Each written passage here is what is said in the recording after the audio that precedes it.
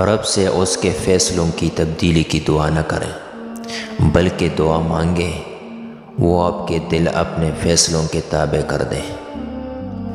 کامیاب تو وہ ہوتا ہے جو غم میں مسکرانا اور دولت کے بغیر خوش رہنا سیکھ لیتا ہے۔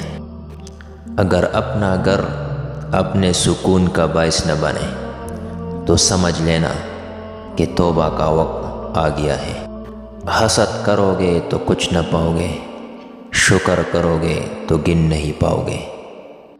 اللہ آپ کا اس وقت بھی ساتھ دیتا ہے جب آپ کو اپنی ذات سے بھی کوئی امید نہیں ہوتی۔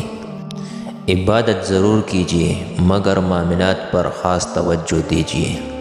کعبہ کے چکر لگانے سے لوگوں کو دیے ہوئے چکر معاف نہیں ہوتے۔ امید کا دامن کبھی مت چھوڑیں، رب کی رحمت کسی بھی لمحے بے پناہ برس سکتی ہے۔ 4 چیزوں کو 4 چیزوں سے دھویا کرو، زبان کو ذکر سے، آنکھوں کو آنسو سے، گناہوں کو استغفار سے اور دل کو خوف خدا سے۔ طنز اور بحث سے رشتے کمزور ہو جاتے ہیں، لہٰذا اپنوں سے کبھی بھی ایسی لڑائی نہ لڑنا کہ لڑائی تو جیت جاؤ مگر اپنوں کو ہار جاؤ۔ جس کو شکر گزاری کی نعمت عطا ہوئی اسے مزید نعمتیں حاصل ہونے سے کوئی نہیں روک سکتا۔ اگر تم تنہائی میں بھی گناہ کرو تو بھی 4 گواہ بالکل تیار ہیں۔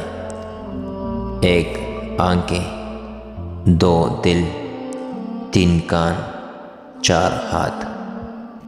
امیدیں کم رکھو، مایوسی کم ملے گی، کیونکہ دکھ انسان نہیں دیتا، انسان سے وابستہ امیدیں دیتی ہیں۔ اندھیرے کی سب سے بھیانک قسم منفی سوچ ہوتی ہے، جو امید کے ہر چراغ کو گل کر دیتی ہے۔ مکان ہاتھوں سے تعمیر ہوتے ہیں اور گھر دلوں سے بنتے ہیں۔ فوٹو تو سب بنا لیتے ہیں، امیج بنانے میں ٹائم لگتا ہے۔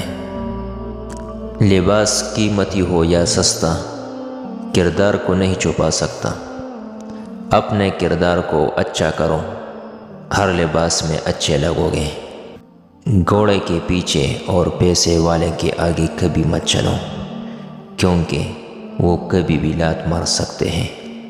ہمیشہ یہی سوچ رکھو کہ مجھے میرے اللہ نے بہت کچھ دیا ہے، اگر میرے اعمال کے مطابق ملتا تو میرے پاس کچھ بھی نہ ہوتا۔